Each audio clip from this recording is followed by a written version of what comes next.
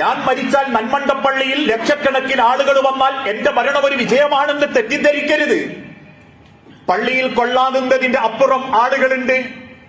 അല്ലെങ്കിൽ കബറും പുറത്തു ചെന്നപ്പം അതുവരെ മഴ പെയ്തത് പെട്ടെന്ന് മഴ ഇല്ലാണ്ടായി. അതൊന്നും ദുനിയാവിലെ പരാജയങ്ങളല്ല. ഒരു മനുഷ്യന്റെ ജീവിതത്തിന്റെ ജയപരാജയം അവന്റെ മരണാനന്തര ലോകത്തേക്ക് കാലുവെക്കുന്ന സെക്കൻഡാണ് അവൻ അനുഭവിച്ചു തുടങ്ങുക. അതാണ് വിശുദ്ധ ഖുർആനിലൂടെ അള്ളാഹു പഠിപ്പിച്ചതും കുല്ലു നഫ്സിൻ ദാഇഖത്തുൽ മൗത്ത്, നിങ്ങളെല്ലാവരും മരണത്തെ രുചിക്കും. എത്ര സമ്പത്തുള്ളവനാണെങ്കിലും ഏതൊക്കെ കൊലകുത്തിയ വാഹനത്തിൽ സഞ്ചരിക്കുന്നവനാണെങ്കിലും കുല്ലു നഫ്സിൻ ദാഇഖത്തുൽ മൗത്ത്, നിങ്ങൾ അള്ളാഹുവിൽ തീരുമാനിച്ച മരണത്തെ ആസ്വദിക്കുക തന്നെ ചെയ്യും. എന്നിട്ട് അള്ളാഹു ഓർമ്മപ്പെടുത്തുന്നു വഇന്നമാ തുവഫൗന ഉജൂറക്കും യൗമൽ ഖിയാമ, ഈ ദുനിയാവിൽ നിങ്ങൾ ജീവിച്ചതിന്റെ കണക്ക്, കറക്റ്റായ പ്രതിഫലം അള്ളാഹു നിങ്ങൾക്ക് നൽകുന്നത് ഖിയാമത്ത് നാളിൽ അള്ളാഹുവിന്റെ മഹ്ശറയിൽ വെച്ചായിരിക്കും. ഫമൻ സുഹ്സിഹ അനിൻ നാരി വഉദ്ഖിലൽ ജന്ന, ആരാണോ നരകത്തിൽ നിന്നും പേര് തിരുത്തി അള്ളാഹുവിന്റെ സ്വർഗത്തിലേക്ക് എത്തുന്നത് ഫഖദ് ഫാസ, അവനാണ് വിജയി, അവനാണ് ഭാഗ്യവാൻ. വമൽ ഹയാത്തുദ് ദുനിയ ഇല്ലാ മതാഉൽ ഗുറൂർ, തീർച്ചയായും ദുനിയാവ് മനുഷ്യനെ വഞ്ചിക്കുന്ന ഒരു വിഭവമല്ലാതെ മറ്റൊന്നുമല്ല. ഈ ദുനിയാവിൽ സമ്പാദിക്കുന്ന സമ്പത്തുകളെക്കാൾ അപ്പുറം, ഈ ദുനിയാവിൽ നമ്മൾക്ക് നേടിയെടുക്കാനുള്ള ലക്ഷ്യങ്ങളെക്കാൾ അപ്പുറം നമ്മൾ സ്വപ്നം കാണേണ്ടതും പ്രതീക്ഷിക്കേണ്ടതും ആഗ്രഹിക്കേണ്ടതും റബ്ബിന്റെ നരകത്തിൽ നിന്നും എനിക്കൊന്ന് മോചിക്കണം, റബ്ബിന്റെ സ്വർഗത്തിൽ എനിക്ക് പ്രവേശിക്കണം. അതുകൊണ്ട് തന്നെ മരണത്തിന്റെ മുൻപ് ഒരിക്കലും നഷ്ടമാവാത്ത ആ ലക്ഷ്യത്തിനു വേണ്ടി നിങ്ങൾക്ക് പരിശ്രമിക്കാൻ സാധിക്കണമെങ്കിൽ ആ വ്യക്തികൾക്കുണ്ടാവേണ്ട ചില അടയാളങ്ങളെപ്പറ്റിയും ആ സ്വർഗപ്രവേശനത്തിന്റെ കാരണങ്ങളെപ്പറ്റിയും നരകമോചനത്തിന്റെ തീരുമാനങ്ങളെപ്പറ്റിയും അള്ളാഹുവിന്റെ പ്രവാചകൻ വിശുദ്ധ ഖുർആനിലൂടെ പഠിപ്പിച്ചിട്ടുണ്ട്. നരകമോചനം വേണോ? നിങ്ങളുടെ തൗഹീദ് ശരിയാവണം. എന്താണ് തൗഹീദ്?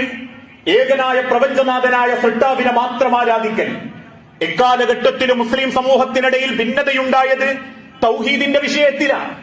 ചെങ്കടല് പടർന്ന് മൂസാ നബി തന്റെ ജനതയെ ഫിർഔനിൽ നിന്നും രക്ഷപ്പെടുത്തി കൊണ്ടുവന്ന് 40 ദിവസം തന്റെ ജനതയിൽ നിന്നും മാറി നിന്നപ്പോഴേക്കും അവിടെയുള്ള സ്വർണ്ണാഭരണങ്ങൾ ഊട്ടിയൊരുക്കി ഒരു പശുക്കുട്ടിയുടെ ചിത്രമുണ്ടാക്കി, ബിംബമുണ്ടാക്കി, ഇതാണ് നിങ്ങളുടെ റബ്ബ് എന്ന് സാമിരി എന്ന മനുഷ്യൻ പഠിപ്പിച്ചപ്പം അല്ലാഹു തആല മൂസാ നബിയോടും ആ ജനതയോടും പറഞ്ഞു ഫഖദ് അശ്റക, അത് റബ്ബിന്റെ തൗഹീദിൽ പങ്കുചേർക്കലാണ്, റബ്ബിന്റെ ഏകത്വത്തിൽ കൈകടത്തലാണ്. നിങ്ങൾക്ക് സഹായം നൽകുന്നത് റബ്ബാണെങ്കിൽ, നിങ്ങൾക്ക് സംരക്ഷണം നൽകുന്നത് റബ്ബാണെങ്കിൽ നിങ്ങൾ ആ തൗഹീദ് ഒന്ന് ശരിയാക്കണം, ആ തൗഹീദിൽ അടിയുറച്ചു നിൽക്കണം. പക്ഷെ ഇന്ന് നമ്മളിൽ പലർക്കും ആ തൗഹീദിൽ അയകുഴമ്പൻ നിലപാടുകളാണ്. ഏകനായ റബ്ബിൽ എനിക്ക് വിശ്വാസമുണ്ടെന്ന് പറയുന്നതോടൊപ്പം സകല ജാറങ്ങളിലേക്കും ചെല്ലും. അസുഖം ബാധിച്ചാൽ മന്ത്രി ചൂതാൻ കാത്തിരിക്കും. എന്തെങ്കിലും പ്രശ്ന പരിഹാരത്തിന് വേണ്ടി ഏലസുകൾ മന്ത്രി ചൂതിക്കെട്ടും. ഇപ്പോഴും അരയിലും കാലിലും മക്കളെ കൈകളിലും വീട്ടിന്റെ ഉത്തരത്തിലും കണ്ണിമൂലകളിലും ഈ വിശ്വാസപ്രകാരം ഹൃദയത്തിൽ ശിർക്ക് കൊണ്ട് നടക്കുന്ന ആളുകളുണ്ടെങ്കിൽ ഫഖദ് അശ്റക, അവന്റെ തൗഹീദ് ശരിയായിട്ടില്ല, അവന്റെ വിശ്വാസം പൂർണ്ണമായിട്ടില്ല. കാരണം വീണ്ടും അള്ളാഹുവിന്റെ തിരുദൂതൻ ഓർമ്മപ്പെടുത്തി, അള്ളാഹു അല്ലാത്ത മറ്റൊരാളിൽ നിന്ന് നിങ്ങൾക്കൊരു സഹായം കിട്ടും എന്ന പ്രതീക്ഷ വെച്ച് പുലർത്തി നിങ്ങൾ ഇടപെട്ടാൽ പോലും നിങ്ങൾ അള്ളാഹുവിൽ പങ്കുചേർക്കുന്നവരാകും. ഉദാഹരണമായി, ഒരു ഉദ്ഘാടനത്തിന് ഇന്ന വ്യക്തി വന്നാലേ എനിക്കത് ബർക്കത്തുണ്ടാകൂ എന്ന് നിങ്ങൾ വിചാരിക്കുന്നുണ്ടെങ്കിൽ നിങ്ങൾ ശിർക്കിലേക്കുള്ള ചവിട്ടുപടിയിലാണ് എന്നുവരെ ലോകത്തുള്ള ഉലമാക്കൾ കൃത്യമായി വിശദീകരിച്ചിട്ടുണ്ട്. അതുകൊണ്ട് തന്നെ ഇന്ന് പലർക്കും തൗഹീദ് എന്നാൽ, ഷഹാദത്ത് കലിമ എന്നാൽ സാക്ഷ്യം പറയുന്ന നാവുകൾക്ക് മാത്രമേ സാക്ഷിയുള്ളൂ. അഷ്ഹദു അല്ലാ ഇലാഹ ഇല്ലല്ലാഹ് വ അഷ്ഹദു അന്ന മുഹമ്മദർ റസൂലുള്ളാഹ് എന്ന കലിമത്ത് സാക്ഷ്യം, അത് നെഞ്ചോട് ചേർക്കാൻ നമ്മളെ കൊണ്ട് പറ്റിയിട്ടുണ്ടോ? അല്ലാഹുവിൽ വിശ്വാസമുണ്ടെന്ന് പറയുന്നവൻ സകല തോന്നിവാസങ്ങൾക്കും പോകുന്നു. അള്ളാഹുവിന്റെ റസൂലിനെ വിശ്വസിക്കുന്നു എന്ന് പറയുന്നവൻ ഒരു നല്ല സ്വഭാവത്തിന്റെ ഉടമയായി മാറാൻ സാധിക്കാതിരിക്കുന്നു. അവിടെ ആ ലോകത്തിന്റെ റസൂലുള്ള പഠിപ്പിച്ചതും കേവലം നാവുകൊണ്ട് മാത്രം തൗഹീദുണ്ട്, എനിക്ക് വിശ്വാസമുണ്ട് എന്ന് പറഞ്ഞാ പോരാ, അത് ഹൃദയം കൊണ്ട് സ്ഥാപിക്കണം. മഹാനായ അനസ് ബിൻ മാലിക് റളിയല്ലാഹു അൻഹു റസൂലുള്ളാഹിനെ തൊട്ട് ഒരു ഹദീസ് രേഖപ്പെടുത്തി. ഒരിക്കൽ മുആദ് റളിയല്ലാഹു അൻഹുവിനെ പ്രവാചകൻ അരികിലേക്ക് വിളിച്ചിട്ട് പറഞ്ഞു, യാ മുആദ്, മോനെ മുആദ്, മാ മിൻ അഹദിൻ യശ്ഹദു അൻ ലാ ഇലാഹ ഇല്ലല്ലാഹ് വ അന്നി റസൂലുള്ളാഹ്, ആരെങ്കിലും ഞാൻ അല്ലാഹുവിന്റെ പ്രവാചകനാണെന്നും അല്ലാഹു അല്ലാതെ ഒരു ഇലാഹില്ലെന്നും സാക്ഷ്യം പറഞ്ഞാൽ, അഥവാ അവൻ സത്യസാക്ഷ്യം വഹിച്ചാൽ, തീർച്ചയായും സിദ്ഖം മിൻ ഖൽബിഹി, അവനത് പറഞ്ഞത് അവന്റെ മനസ്സുകൊണ്ടാണെങ്കിൽ, അവന്റെ ഹൃദയം കൊണ്ടാണ് അവനത് പറഞ്ഞതെങ്കിൽ, ഇല്ലാ ഹറമഹുമുല്ലാഹു അലന്നാർ, അല്ലാഹു അവനെ തൊട്ട് നരകം നിഷിദ്ധമാക്കും. ഹൃദയം കൊണ്ടാണ് അവൻ ആ സത്യസാക്ഷ്യം പറഞ്ഞതെങ്കിൽ, അവന്റെ ഷഹാദത്ത് കലിമ അവൻ പറഞ്ഞതെങ്കിൽ, അല്ലാഹു അവനെ നരകത്തെ തൊട്ട് നിഷിദ്ധമാക്കും. ഖാല, ഇത് കേട്ട സമയത്ത് മഹാനായ മുആദ് റളിയല്ലാഹു അൻഹു തിരിച്ചു ചോദിച്ചു, നബിയേ, അഫലാ ഉഖിബുറുൻ നാസ ഫയസ്തബ്ശിറൂ, ഞാൻ ഈ വിവരം ജനങ്ങളെ അറിയിക്കട്ടെ, അത് മാത്രം മതിയെങ്കിൽ അവരിത് സന്തോഷിക്കും, അവർക്കതൊരു സന്തോഷ വർത്തമാനമായിരിക്കും. ഖാല, അല്ലാഹുവിന്റെ റസൂൽ തിരിച്ചു പറഞ്ഞു, ഇദൻ യത്തഖിലു, വേണ്ട മുആദ്, അത് പറഞ്ഞാൽ അവരത് മാത്രമേ സ്വീകരിക്കൂ, ആ വാക്കിൽ മാത്രം അവർ സമാധാനമടയും, വേറൊന്നും അവർ ചെയ്യാതിരിക്കും. ആ വാക്ക് പറഞ്ഞാൽ പിന്നെ എന്തും ചെയ്യാൻ അവർക്ക് തോന്നും. അല്ലാഹു അല്ലാത്ത പല സ്ഥലത്തേക്കും അവർ പോകും, പല ബിംബങ്ങളും അവർ ആരാധിക്കും. മക്കയിലെ മുശ്രിക്കീങ്ങൾ പറഞ്ഞതുപോലെ, അല്ലാഹുവിൽ ഞങ്ങൾക്ക് വിശ്വാസമുണ്ട്, പക്ഷേ ലാത്തന്റെ കബറിങ്കൽ ഞങ്ങൾ പോകും, ഉസ്സാന്റെ കബർ ഞങ്ങൾ മൂടും എന്നവർ പറഞ്ഞു കളയും മുആദ്. അതുകൊണ്ട് അവരോട് ഈ വാക്ക് പറയരുത്. പക്ഷെ ഒരു വിശ്വാസി അവന്റെ ഹൃദയം കൊണ്ടാണ് അവന്റെ സത്യസാക്ഷ്യം വഹിച്ചതെങ്കിൽ, തീർച്ചയായും അത് മാത്രം മതി അവൻ അല്ലാഹുവിന്റെ സ്വർഗത്തിലെത്താൻ. അവന്റെ ഇബാദത്തുകളിൽ, കർമ്മങ്ങളിൽ കുറച്ചു കുറവ് വന്നാലും അവന്റെ ആ മനസ്സിന്റെ സാക്ഷ്യം കൊണ്ട് അല്ലാഹു അവനെ സ്വർഗത്തിലെത്തിക്കുമെന്ന് പ്രവാചകൻ സല്ലല്ലാഹു അലൈഹി വസല്ലമ ലോക മുസ്ലിം ഉമ്മത്തിനെ ബോധ്യപ്പെടുത്തുകയും ചെയ്തു. ഇവിടെ നമ്മൾ ഓരോരുത്തരും ചിന്തിക്കേണ്ടത്, ആ തൗഹീദ് നമ്മളെ മനസ്സിൽ ഉറച്ചിട്ടുണ്ടോ?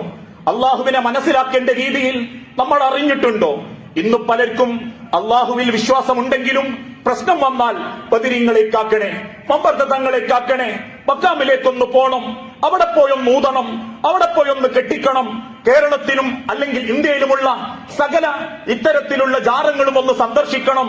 അത് അജ്മീരും നാഗൂരും മുത്തുപ്പേട്ടയാണെങ്കിലും 10 ദിവസം അവിടെ താമസിക്കണം എന്നൊക്കെയുള്ളൊരു ബോധമോ ചിന്തയോ നമ്മുടെ ഹൃദയത്തിൽ വന്നിട്ടുണ്ടെങ്കിൽ, അല്ലെങ്കിൽ ഏതെങ്കിലും പാർക്കിലോ ബീച്ചിലോ കൈനോട്ടക്കാരന്റെ നേരെ കൈനീട്ടിക്കൊടുത്തിട്ടുണ്ടെങ്കിൽ, അല്ലെങ്കിൽ ഉദ്ഘാടനത്തിനൊരു വേശിയോ അല്ലെങ്കിൽ ഏതെങ്കിലും ബർക്കത്തുള്ള ആളുകളെ കൊണ്ടുവന്നാലോ കൈനീട്ടം ശരിയാവൂ എന്ന് വിശ്വസിക്കുന്നുണ്ടെങ്കിൽ, ഫഖദ് അശ്റക, നിങ്ങളുടെ ഹൃദയത്തിൽ തൗഹീദിന്റെ വാക്കുകൾ ഏറ്റെടുക്കാൻ പര്യാപ്തമായിട്ടില്ല. നാവ് കൊണ്ടേ അവർ പറഞ്ഞിട്ടുള്ളൂ റസൂലേ, അവരെ മനസ്സിലേക്ക് അത് എത്തിയിട്ടില്ല എന്ന് പറയപ്പെടുന്ന രീതി നമ്മൾക്കില്ല എന്ന് നമ്മൾ ഓരോരുത്തരും ഉറപ്പിക്കേണ്ടതുണ്ട്.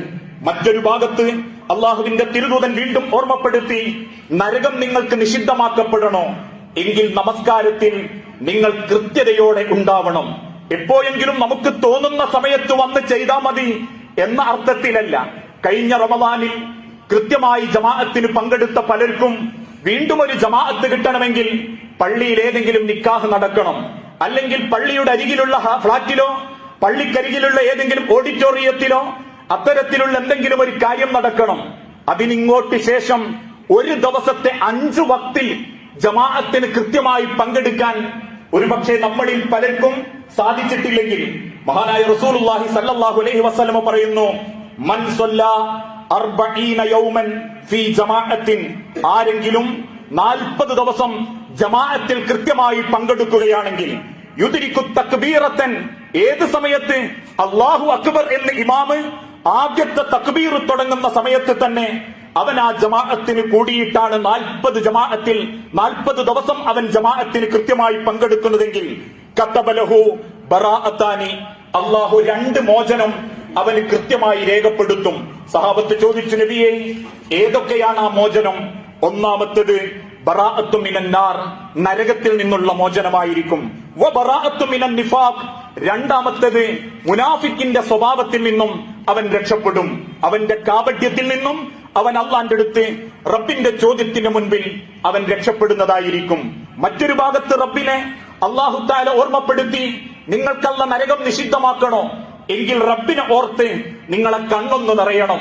അവനവൻ ചെയ്ത തെറ്റിനെ പറ്റിയാണെങ്കിലും മറ്റുള്ളവരോട് ചെയ്തു പോയതിനെ പറ്റിയാണെങ്കിലും അള്ളാന്റെ സ്വർഗം കിട്ടുമോ എന്ന ആശങ്കയിലാണെങ്കിലും എന്തെങ്കിലും റബ്ബിനെ ഓർത്ത് നിങ്ങളെ കണ്ണൊന്ന് നിറഞ്ഞാൽ ആ കണ്ണൊരിക്കലും അള്ളാന്റെ നരകത്തിലെത്തില്ല. അബ്ദുല്ലാഹിബിൻ അബ്ബാസ് റളിയല്ലാഹു അൻഹു പറഞ്ഞു, ഐനാനി, രണ്ട് കണ്ണുകൾ, ലാ തമസ്സഹുമന്നാർ, ഒരിക്കലും ആ കണ്ണ് നരകത്തിലെത്തുകയില്ല. ആ കണ്ണുൾപ്പെട്ട ശരീരം അല്ലാഹു ഒരിക്കലും നരകത്തിലേക്ക് എത്തിക്കുകയില്ല. ഐനുൻ ബഖത്ത് മിൻ ഖശിയത്തില്ല, ഒന്ന് അള്ളാഹുവിനെ ഓർത്തുകൊണ്ട് കരഞ്ഞ കണ്ണ്, റബ്ബിനെ ആലോചിച്ചുകൊണ്ട് കരഞ്ഞ കണ്ണ്. രണ്ട് വഅയ്നുൻ ബാത്തത്ത് തഹ്റുസു ഫീ സബീലില്ലാ, റബ്ബിനു വേണ്ടി അള്ളാന്റെ മാർഗത്തിൽ ഉറക്കമൊഴിച്ച കണ്ണ്. ഈ രണ്ട് കണ്ണുകളെയും ഒരിക്കലും അള്ളാഹു നരകത്തിലെത്തിക്കുകയില്ല, ആ കണ്ണുൾപ്പെട്ട ശരീരത്തെ. അതുകൊണ്ട് ആ വിശുദ്ധ ഖുർആനിലൂടെ അള്ളാഹുവിന്റെ റസൂൽ ഓർമ്മപ്പെടുത്തിയതും ചെയ്ത പാപമോർത്ത് കരയണം, പറ്റിപ്പോയ കുറ്റങ്ങൾ റബ്ബിന്റെ മുൻപിൽ ഏറ്റുപറയണം, നരകമോർത്ത് കരയണം, നമ്മളെ കുടുംബത്തിന്റെ കൈവിട്ട യാത്രയെപ്പറ്റി ഓർത്ത് കരയണം, സ്വഭാവ നന്മയില്ലായ്മയെപ്പറ്റി കരയണം, ഹറാമായത് സമ്പാദിച്ചു പോയിട്ടുണ്ടെങ്കിൽ കരയണം. ഓരോ തെറ്റുകളും കുറ്റങ്ങളും റബ്ബിന്റെ മുൻപിൽ ഏറ്റുപറഞ്ഞ് നിങ്ങളെ കണ്ണൊന്ന് നിറഞ്ഞാൽ ആ കണ്ണ് റബ്ബിന്റെ കാവലിലായിരിക്കും. രണ്ടാമത്തത് റബ്ബിനു വേണ്ടി അള്ളാന്റെ മാർഗത്തിൽ ഉറക്കമൊഴിച്ച കണ്ണ്. രാത്രി നമസ്കാരമാവാം, അല്ലെങ്കിൽ മറ്റൊരാളെ സഹായിക്കുന്നതിന് വേണ്ടിയാവാം, അള്ളാന്റെ ദീനീ ദഅവത്ത് പ്രവർത്തനങ്ങൾക്ക് വേണ്ടിയാവാം. ഈ കഴിഞ്ഞ ഏതെങ്കിലും ഒരു ദിവസം രാത്രി നമ്മൾ ഉറക്കമൊഴിച്ചിട്ടുണ്ടോ റബ്ബിനു വേണ്ടി? നമ്മളെ കളികൾക്ക് വേണ്ടിയും മൊബൈലിനു വേണ്ടിയും കാണുന്ന കാഴ്ചക്ക് വേണ്ടിയും ചെന്നിരിക്കേണ്ട ബീച്ചുകൾക്ക് വേണ്ടിയും നമ്മൾ കണ്ണിന്റെ ഉറക്കമൊഴിച്ചിട്ടുണ്ട്. അള്ളാഹ്ക്ക് വേണ്ടി നമ്മളൊന്ന് കണ്ണിന്റെ ഉറക്കമൊഴിച്ചതപ്പോഴാ? പലപ്പോഴും എന്റെ ജീവിതത്തിൽ ഈ ഒരു ഹദീസിനെ അർത്ഥമാക്കുന്ന രീതിയിലുള്ള ഒരു കാര്യം സംഭവിച്ചിട്ടുണ്ട്. ഒരു യാത്രക്കിടയിൽ തിരുവനന്തപുരത്ത് നിന്നും നാട്ടിലേക്കുള്ള ട്രെയിൻ പെട്ടെന്ന് ഉറങ്ങിപ്പോയ കാരണത്താൽ വടകരയിൽ ചെന്നിറങ്ങേണ്ടി വന്നു. രാത്രി 2 മണിക്ക് വടകരയിൽ റെയിൽവേ സ്റ്റേഷനിലേക്ക് ഇറങ്ങി. ആര് വിളിക്കും എന്ന വെപ്രാളത്തിൽ പ്രയാസപ്പെട്ടുകൊണ്ടിരിക്കുമ്പോൾ അറിയാവുന്ന വലിയ പരിചയമില്ലാത്ത റെയിൽവേ സ്റ്റേഷന്റെ അരികിലുള്ള ഒരു കുടുംബത്തെ വിളിച്ചു. 2 പേരും ഭാര്യ ഭർത്താക്കന്മാർ കാറുമായിട്ട് വന്നു. ആ രാത്രി 3 മണിയാകുമ്പോഴേക്കും അവരെന്നെ നന്മണ്ടയിൽ എത്തിച്ചു തന്നു. തിരിച്ചു പോരാൻ നേരത്ത് എങ്ങനെ നന്ദി പറയണമെന്നറിയാതെ ചിന്തിക്കുന്ന സമയത്ത് അദ്ദേഹം പറഞ്ഞൊരു വാക്കുണ്ട്, ഞാൻ അള്ളാഹ്ക്ക് വേണ്ടി നിങ്ങളെ സ്നേഹിക്കുന്നുണ്ട്, അള്ളാഹുവിന് വേണ്ടിയിട്ട് ഞാൻ നിങ്ങളെ ഇഷ്ടപ്പെടുന്നുണ്ട്, അതോടൊപ്പം തന്നെ ഈ സമയം അള്ളാഹ്ക്ക് വേണ്ടി ഞാൻ ഉറക്കമൊഴിച്ചതുമാ. ആ വാക്കുപോലെ അള്ളാഹ്ക്ക് വേണ്ടി ഒരു ഉറക്കമൊഴിക്കാൻ, ഒരു പോസ്റ്റർ ഒട്ടിക്കാൻ വേണ്ട. രാത്രി ദഅവത്ത് പ്രവർത്തനങ്ങൾക്ക് 9:30 മണി വരെയുള്ളതിന് മാത്രമേ ഞാൻ വരൂ എന്ന് വാശി പിടിക്കുന്ന ഒരു മനസ്സ്. ഞാൻ കുറ്റപ്പെടുത്തുന്ന രീതിയിലല്ല.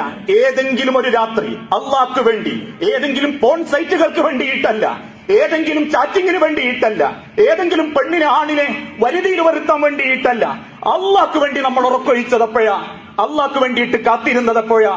പരസ്പര പരദൂഷണത്തിന് വേണ്ടി 12ഉം 1 മണി വരെയും കൂട്ടിയിരിക്കുന്ന ആളുകൾക്ക് പോലും അള്ളാഹനെ ഓർത്ത് ഒരു നല്ല മണിക്കൂറുകൾ ഉറക്കമൊഴിച്ച് റബ്ബിന്റെ മുൻപിൽ കാണിക്കാൻ പറ്റുന്നില്ലെങ്കിൽ നരകമോചനത്തിനുള്ള, നരകത്തിന് വേണ്ടി അല്ലാഹു തആല സംവിധാനിച്ച കണ്ണു മാത്രമേ നമ്മൾക്കുള്ളൂ എന്ന തിരിച്ചറിവിലേക്ക് നമ്മൾ എത്തണം.